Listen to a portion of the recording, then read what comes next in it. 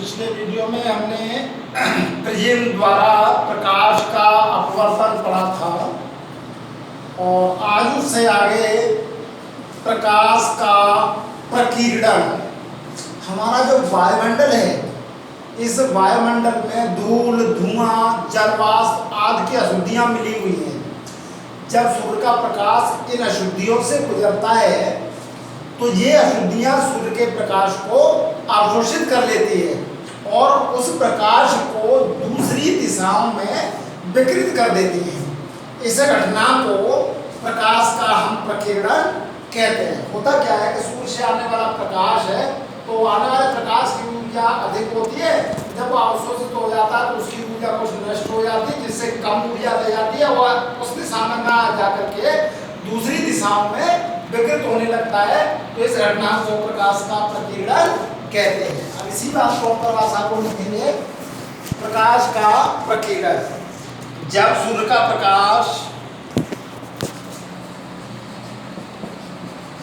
जब सूर्य का प्रकाश पृथ्वी के वायुमंडल से गुजरता है, पृथ्वी के वायुमंडल से गुजरता है तो इसका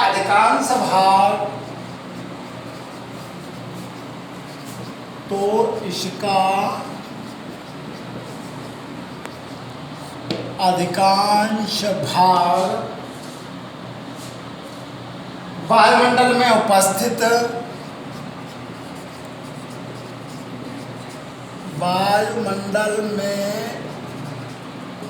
उपस्थित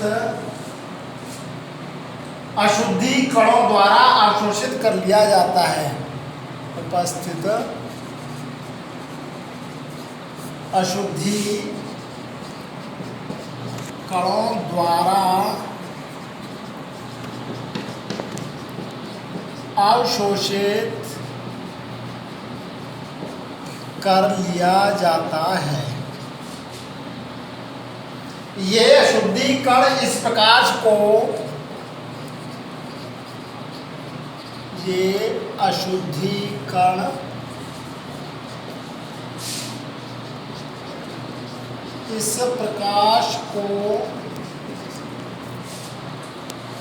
किसी और दिशा में विकृत कर देते हैं। किसी और दिशा में विकृत कर देते हैं, फैला देते हैं, विकृत कर देते हैं। इस घटना को प्रकाश का प्रकीर्णन कहते हैं। इस घटना को प्रकाश का प्रकीर्णन कहते हैं। ये तो परिभाषा हुई प्रकाश के प्रकीर्णन की। अब जैसे प्रकाश का प्रकीर्णन का उदाहरण दैनिक जीवन में हमें बहुत सारे प्रकाश के प्रकीर्णन के उदाहरण है। आकाश का रंग नीला दिखाई देता है, समुद्र का जो पानी भरा हुआ है वो हमें नीला दिखाई देता है। ये सब प्रकाश के प्रकीर्णन के कारण ही है। सूर्योदय या सूर्यास्त के समय सूर्य हमें लाल दिखाई देता है। आकाश की बात करें, अगर हम इस वायुमंडल से थोड़ा सा ऊपर उठ करके जाएं और वहां से आकाश को देखें तो वो हमें काला दिखाई देगा, लेकिन पृथ्वी से जब हम आकाश को देखते हैं तो वो नीला दिखाई देता है। क्या कारण है उसका? प्रकाश का प्रकीर्णन। अब इसकी व्याख्या करेंगे, प्रकाश के प्रकीर्णन के द्वारा आकाश का रंग नीला क्यों दिखाई देता है। अगला हेडिंग है, उससे पहले टिंडल प्रभाव। टिंडल प्रभाव ये प्रकाश के प्रकीर्णन से ही संबंधित है कि जब किसी कमरे में हम देखें या घने जंगल में देखें कि कमरे में धुआं भरा हुआ है और वहाँ उस कमरे में एक प्रकाश की किरण आए तो हमें उसका मार्ग साफ दिखाई देने लगता है। घने जंगल में चले जाओ, वहाँ से एक प्रकाश की किरण आए तो वो प्रकाश की किरण हमें सीधी दिखाई देने लगती है। तो वो दिखाई देना, प्रकाश की किरण का दिखाई देना ही हमारा क्या है, टिंडल प्रभाव कहलाता है। अब इसकी परिभाषा, अब टिंडल प्रभाव की परिभाषा देखें। पृथ्वी के वायुमंडल में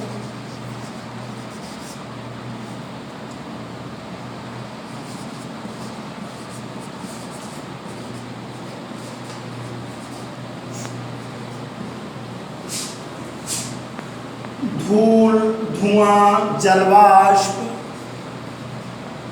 धूल, धुआं, जलवाष्प आदि सूक्ष्म कण उपस्थित रहते हैं।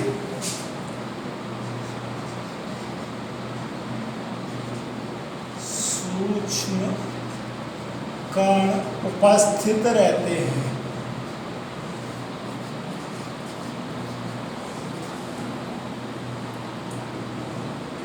जब कोई प्रकाश किरण पुंज, जब कोई प्रकाश किरण पुंज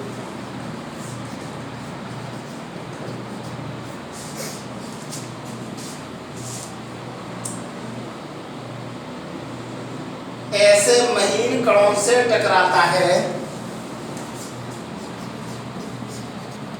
ऐसे महीन कणों से टकराता है तो उस किरण पुंज का मार्ग दिखाई देने लगता है। तो उस किरण पुंज का मार्ग दिखाई देने लगता है।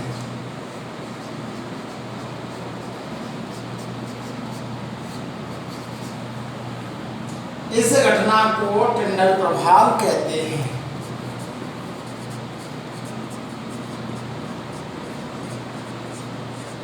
को टिंडल प्रभाव कहते हैं। तो ये बात हुई हमारी टिंडल प्रभाव की कि टिंडल प्रभाव क्या है। जब कोई प्रकाश का किरण पुंज किसी अंधेरे कमरे में जाता है या एक घने जंगल में होकर के प्रकाश का किरण पुंज जाता है तो उसका मार्ग हमें साफ दिखाई देने लगता है। इस घटना को टिंडल प्रभाव कहते हैं। इससे पहले हमने पढ़ा था प्रकाश का प्रकीर्णन। अब प्रकाश के प्रकीर्णन पर आधारित कुछ उदाहरण हैं कि आकाश का रंग नीला दिखाई देना, आकाश का रंग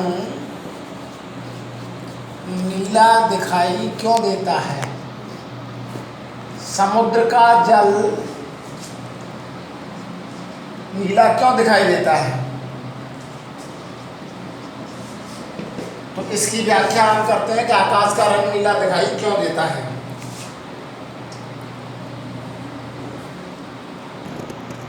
देखिए,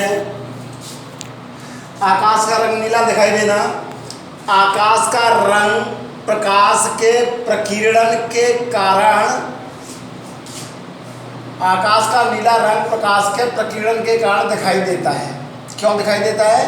क्योंकि बैंगनी तथा नीले प्रकाश का प्रकीर्णन सबसे अधिक होता है। दो रंग सबसे ज़्यादा प्रकीर्णित होते हैं, बैंगनी तथा नीले प्रकाश का प्रकीर्णन सबसे अधिक होता है। अतः हमारी आँख में नीला प्रकाश सबसे अधिक पहुँचता है और आकाश का रंग हमें नीला दिखाई देता है। प्रकाश के प्रकीर्णन के कारण आकाश का रंग, समुद्र का जल नीला दिखाई देता है क्योंकि बैंगनी और नीले प्रकाश का प्रकीर्णन सबसे अधिक होता है। इसी प्रकार से एक और प्रकीर्णन पर उदाहरण है कि सूर्योदय तथा सूर्यास्त के समय जब सूर्य निकलता है या सूर्य छिपता है तो वह रक्ताभ खून जैसा लाल सुर्ख दिखाई देता है। सूर्य निकलते समय और सूर्य छिपते समय भी लाल क्यों दिखाई देता है? तो होता क्या है कि जब सूर्य निकलता है या सूर्य छिपता है तो वह क्षितिज से कुछ ऊपर होता है। क्षितिज कहते हैं जहां पर पृथ्वी और आकाश दोनों मिलते हुए दिखाई देते हैं, तो वह क्षितिज से कुछ ऊपर होता है, जिसके कारण सूर्य की किरणें प्रेक्षक तक पहुंचने में अधिक दूरी चलती हैं। लाल प्रकाश का प्रकीर्णन सबसे कम होता है, अतः लाल प्रकाश ही प्रेक्षक तक पहुंच पाता है, इसलिए सूर्योदय या सूर्यास्त के समय सूर्य लाल दिखाई देता है। इसी बात की व्याख्या कर रहे हैं, इसको लिख लेते हैं कि सूर्योदय या सूर्यास्त के समय सूर्योदय तथा सूर्यास्त के समय सूर्य क्षितिज से कुछ ऊपर होता है। सूर्य क्षितिज नहीं क्षितिज है, क्षितिज से कुछ ऊपर होता है। क्षितिज कहते हैं जहाँ पर पृथ्वी और आकाश दोनों मिलते हुए दिखाई देते हैं, उस स्थान को क्षितिज कहते हैं, जिसके कारण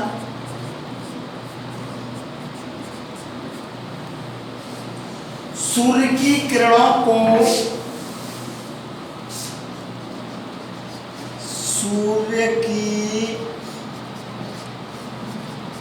को मनुष्य तक प्रेक्षक तक, देखने वाला है वो प्रेक्षक है, प्रेक्षक तक पहुंचने में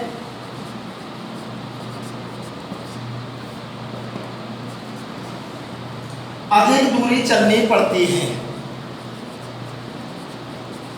अधिक दूरी चलनी पड़ती है।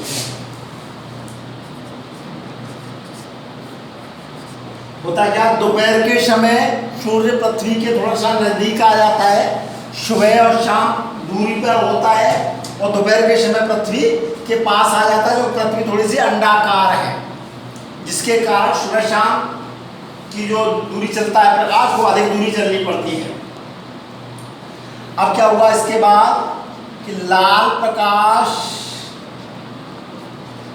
का प्रकीर्णन सबसे कम होता है। प्रकीर्णन सबसे कम होता है, अतः लाल प्रकाश ही प्रेक्षक तक पहुंच पाता है।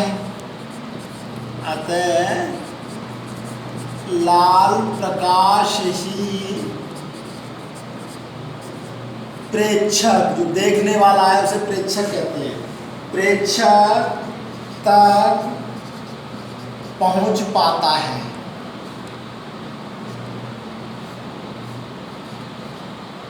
लाल प्रकाश ही प्रेक्षक तक पहुंच पाता है। अतः